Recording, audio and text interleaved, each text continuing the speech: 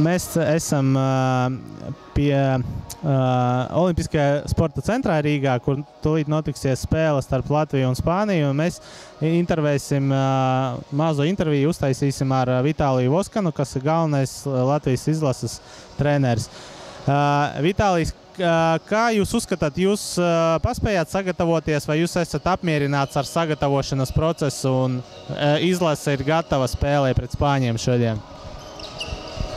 Labdien visiem!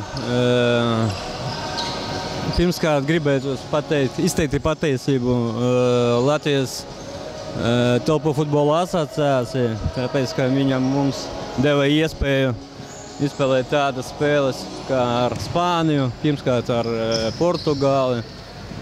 Tā mūsu komanda ir ļoti laba pieredze. Ja, liels paldies par to! Mēs gatavojamies 11 dienas, 11 nodarbības mums bija. Akcents bija uz taktiku, konkrēti uz šitām spēlēm ar Spāniju.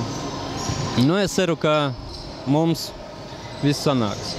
Vai jums ir kaut kāds atsevišķais plāns uz vienu spēli un tādu uz otru, vai ir kaut kas tāds, ko jūs gribat izmēģināt varbūt pirmajā un tad otrajā spēlē? Mēs mēģināsim to, ko mēs trenējam pirmkārt, pirmā spēles, un taktika uz otro spēli mēs paskatīsimies, kā mums sanāks pirmā spēle.